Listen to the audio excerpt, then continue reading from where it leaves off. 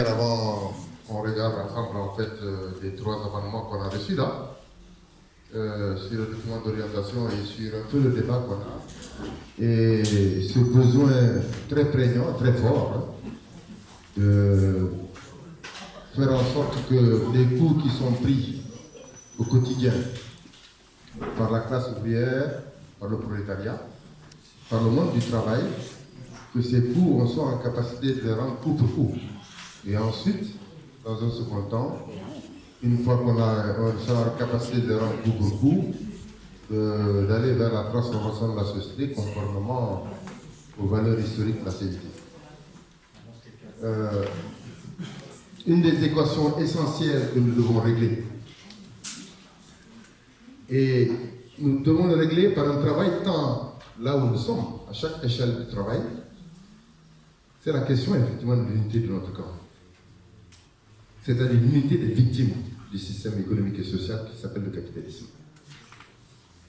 Pour faire l'unité, eh bien, c'est un combat difficile, pas simple. Parce qu'en face, ils ont des armes de division. Une des armes a été citée tout à l'heure, c'est le racisme. Qui prend aujourd'hui, après avoir été pris la forme de l'anti-immigré, ça a pris la forme de l'arabophobie, la forme de la négrophobie. Aujourd'hui, ça prend une forme qui est l'islamophobie. C'est-à-dire désigner, pour les éloigner de la lutte des classes, une partie du monde du travail de ce pays. Parce que cette partie-là, elle a une religion qui s'appelle l'islam. Ça, c'est un enjeu extrêmement important. Hein. Et plusieurs études montrent que dans cette société française qui a évolué, il y a un siècle, il y avait peu de Noirs en France, hein, peu d'Arabes, peu de musulmans en France. Mais, comme toute immigration a vocation au peuplement, Dixit, un sociologue d'origine algérienne qui a été un collaborateur de l'autre sociologue français dont j'ai oublié le nom, Bourdieu, très bien. C'est Abdelmalek Sayad, il s'appelle. Eh bien, comme toute immigration a vocation au peuplement, la France est devenue de fait multicolore. Elle est devenue de fait multiculturelle. Parce que les gens qui vivent ici, ils vivent avec leur culture, etc. Il y a quand même une particularité, parce que la France, terre d'accueil, terre d'immigration, elle l'a été aussi depuis le 19e siècle. Elle a été aussi terre d'exportation de l'immigration. Rappelez-vous les pieds noirs en Algérie, c'était des Français qui étaient allés s'installer là-bas. Rappelez-vous le Québec francophone, c'est les Français qui sont allés là-bas. Et les Français qui seront aussi exportés à un moment donné, effectivement, de l'histoire de France et de l'histoire de l'humanité, depuis la naissance au moins du capitalisme dans un pays comme les États-Unis et d'autres endroits du monde. Eh bien, la France aussi a importé des travailleurs. Ça a été à des moments donnés des Belges. Il y a un Belge qui est intervenu tout à l'heure. Il y a un endroit de la frontière ici qui s'appelle Riscontou. Pourquoi Riscontou à Tourcoing? Parce qu'au 19e siècle, il y avait effectivement du travail ici, de l'autre côté de la frontière. Et les Belges étaient obligés de traverser la frontière et ils prenaient beaucoup de risques parce que parfois ils étaient chargés à cheval par la police, par la cavalerie de la police effectivement française. Il y a même eu dans cette histoire-là parfois des coups de fusil. Puis ensuite il y a eu les Hispaniques, les Espagnols. La grande vague des Espagnols, c'est après la défaite des républicains et des démocrates espagnols, notamment en 1936. Ils viennent de déterrer, il n'y a pas plus tard qu'hier, Franco, pour aller l'inhumer ailleurs, pour que cette focalisation d'un lieu où en fait les fascistes espagnols pouvaient se recueillir en tant que tels, et donc garer l'espoir d'une reconquête du pouvoir, on leur enlève. Les Hispaniques, si vous revoyez un peu les textes de l'époque, les grands journaux, aujourd'hui c'est Le Monde, Libération, Figaro, mais ils parlaient des Espagnols quasiment de la même manière qu'ils parlent aujourd'hui effectivement des musulmans. Ils vont coloniser la France. Le français dit de souche va disparaître. La France va devenir espagnole. Les articles des années 20, c'est souvent ça qu'on voit écrit à l'époque. Il y a eu les Polonais. Les Italiens aussi. Parce que les Italiens, à partir de 1921, étaient confrontés à un fascisme au pouvoir, Mussolini. Beaucoup se sont réfugiés ici. Puis après 1945, il y a eu, des originaires issus des anciennes colonies de la France. Ils ont deux défauts par rapport aux chanteurs prétendus des valeurs de la République, d'être des descendants effectivement des anciens colonisés, donc d'être en réalité la preuve vivante que le système colonial ne pouvait pas marcher. La preuve vivante que le système colonial devait être rejeté par ces peuples-là. Ça, c'est le premier défaut. Le second défaut, en raison de cela, ils ne peuvent pas être assimilés. Je le dis souvent sous forme de boutade. Vous savez, moi je suis français comme vous, comme tout le monde ici. Mais une chose qu'on ne peut pas m'enlever, c'est la couleur de ma peau. Il faudra m'écorcher vite. Et ça, c'est quand même un problème. Comment on va faire que moi qui ai cette couleur de la peau, je puisse disparaître? C'est pas possible. De la même manière, comment on va faire pour que, effectivement, le musulman ne devienne plus musulman?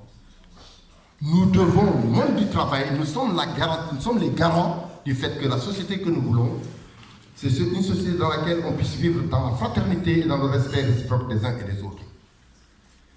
Moi, je suis personnellement athée, par exemple. Dans ma famille, il y a des musulmans et des chrétiens. Mais nous sommes une famille. Et quand il y a des épreuves dures, nous faisons porte ensemble, comme une famille. Quand il y a des périodes de joie, nous les partageons ensemble. C'est ça que nous devons parvenir à conquérir dans le monde du travail, pour être plus forts face à l'adversaire de classe et l'ennemi de classe. Il y a aussi, pas que cette différence-là, il y a aussi la différence entre hommes et femmes. Alors c'est vrai, il y a des grandes conquêtes dans ce pays. Le droit à l'avortement, le droit même de pouvoir signer son chèque. Vous savez, il n'y a pas très longtemps, les femmes ne pouvaient pas signer leur propre chèque ici, dans ce pays-là. Jusque dans les années 70.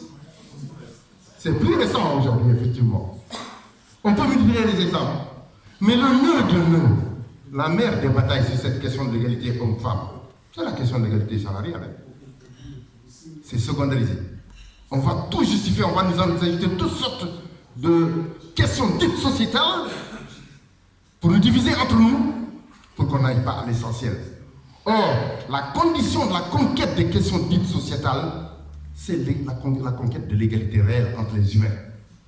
Hommes, femmes, immigrés, français. Donc, je pense que le document d'orientation, quelque part, reflète ces problématiques-là à travers deux choses. La notion d'internationalisme, et je vais donner un exemple très précis. Comment le travailleur français peut-il être efficace dans sa lutte de classe contre son patron si son patron a les moyens de délocaliser? Si à un moment donné, effectivement, son patron, parce qu'étant dans une multinationale, un monopole capitaliste à dimension mondiale, peut à un moment donné dire, mais vous êtes trop cher, je vais délocaliser mon entreprise en Pologne, parce que c'est moins cher, et demain après, je vais délocaliser, à Haïti, parce que c'est encore beaucoup moins cher. Donc, ce travailleur-là, s'il veut être efficace dans le bras de fer avec son patron, il est obligé, dans sa stratégie de lutte, de prendre en compte la question de comment je vais régler la solidarité entre moi et le Polonais, qui travaille pour la même entreprise, entre moi et le Haïtien, qui travaille pour la même entreprise. Ça, c'est fondamental. Sinon, quelque part, l'adversaire de classe est toujours vainqueur. Et ça, à vaste échelle, parce que nous sommes dans la mondialisation. Et la mondialisation, ça signifie quoi, du point de vue des travailleurs? Ça signifie une capacité formidable, planétaire, d'opposer les travailleurs entre eux. C'est-à-dire, de nous opposer, nous, travailleurs ici, avec les Belges. Ça, c'est la proximité. Avec les Allemands, c'est la proximité. Avec les Polonais, c'est un peu plus loin. Avec les Roumains, c'est un peu plus loin. Mais même avec celui qui est là-bas dans le Pacifique, qui est à Wallis et Futuna. Quand le patronat a une telle arme, dans notre réflexion, dans notre pratique, nous devons nous préoccuper de savoir comment nous, on va être aussi efficaces qu'eux et amoindrir le plus possible, réduire le plus possible la capacité à nous opposer les uns et les autres. Attention, il y a une dimension aussi interne de la mondialisation. Qu'est-ce qu'ils sont en train de nous fabriquer avec le saccage de l'école et de l'éducation nationale? Ils sont en train de nous fabriquer une main-d'œuvre, grande partie de la main-d'œuvre qui sera non délocalisable, qui n'est pas une main-d'œuvre qui sera prisonnière, captive du terrain d'exploitation nationale. Et une minorité relativement importante selon les secteurs d'activité, qui, elle, sera captive du phénomène de la mondialisation, du phénomène donc de délocalisation, etc. Ce clivage-là, entre ceux qui sont la main-d'œuvre de la mondialisation et la main-d'œuvre non délocalisable, effectivement captive de l'exploitation à l'interne, ça aussi, ça doit faire partie de notre réflexion. Et c'est un peu ça, je pense, moi c'est comme ça que je comprends ce document, auquel j'ai un peu contribué dans la rédaction. Je comprends le sens fondamental de ce document. Et c'est important que ce soit une union locale. C'est significatif que ce soit une union locale qui pose ces questions-là. Oui, dans le prochain document du Congrès de l'Union départementale, ces dimensions vont aussi apparaître. Mais ces enjeux-là, c'est important que nous y réfléchissions. Quels sont les moyens de reconstituer le tissu émietté, la solidarité éparpillée, l'éclatement du salariat, d'en faire effectivement un mouvement de convergence, etc. Et c'est dans ce sens-là que la question des Gilets jaunes est importante. C'est dans ce sens-là que la question des 144 sans-papiers, travailleurs sans-papiers de l'entreprise de Paris qui viennent de par la grève dans leur entreprise, très concrètement, ils sont 50% de cette entreprise-là. 144 d'obtenir enfin le droit de pouvoir effectivement être égaux avec leurs camarades de travail, etc. Ça, c'est des enjeux qui sont importants. C'est pour ça que parfois on a le sentiment que ça, c'est des questions qui sont loin. Non. Les questions que nous pensons très éloignées sont en réalité, quand on regarde de très près, des questions qui sont au quotidien, que nous couvrons au quotidien. Et qui sont les facteurs à partir desquels nous allons redevenir comme nos anciens. Je dis bien comme nos anciens. Les grands conquérants de 36, congés payés, les 8 heures de travail, depuis 1895, à la naissance de la CET. 3 revendications fondamentales, les 3-8. 8 heures de travail, 8 heures de repos, 8 heures de loisirs. C'est en 36. Entre 1895 et 1936 qu'on a obtenu les 8 heures de travail. Et plus les congés payés, c'était 15 jours, à peine 15 jours de congés payés. Aujourd'hui, on a un peu plus de mois, concrètement, et parfois même, on a le 13e mois, etc. etc.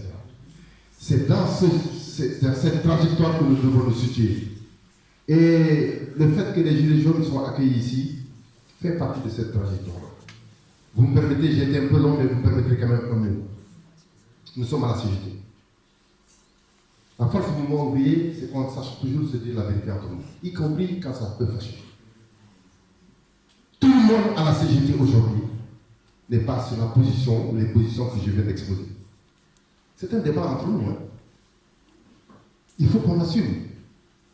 Et ce débat, c'est le débat de faire en sorte que les lignes de fracture historiques qui ont toujours traversé l'histoire du mouvement ouvrier depuis la naissance du capitalisme, ceux qui sont radicalement opposés au capitalisme, ceux qui veulent composer, aménager, trouver des solutions dans le système, effectivement, qui est un système fondamentalement inhumain, parce qu'il détruit l'homme, inhumain, parce qu'il détruit aussi l'environnement de l'homme. Parce que souvent, quand on réfléchit sur la destruction de la nature, on oublie que l'homme est dans la nature. Hein. Nous sommes de la nature. Hein. Nous ne sommes pas hors de la nature, nous sommes dans la nature. Nous sommes aussi la nature. Comme les arbres, comme les animaux, etc. Donc, c'est le système qui détruit tout ça. Et qui, de surcroît, nous fait des guerres. Qui détruit des nations, des États, en notre nom. Tous ces enjeux-là qui traversent effectivement ce document-là, c'est des enjeux sur lesquels effectivement nous sommes amenés à réfléchir et à prendre en compte dans nos actions, à notre échelle. Je dis bien à notre échelle. En gardant toujours en optique que le débat anticapitalistes radicaux, parce que convaincus que ce système est un système inhumain qui n'a pas d'avenir, qui ne peut apporter que les malheurs, et ce qui veut aménager, existe aussi dans la CGT. Ce n'est pas seulement vis-à-vis de la CGT, ça existe aussi dans la CGT. C'est pour cela que vous avez suivi le dernier congrès conférence de la CGT où il y a eu des affrontements. Mais l'affrontement entre nous, c'est normal. Hein? Après l'affrontement, on est unis. C'est ça qui est important. Après l'affrontement, on est unis dans l'action. C'est ça qui est fondamental. C'est un peu comme ça que moi je lis ce document-là. Voilà, je voulais vous le dire un peu préliminaire en termes de compréhension que moi j'ai effectivement essayé de le faire partager. On peut t'applaudir ou pas là? S'il n'y a pas... On peut t'applaudir ou pas? Non, non, non.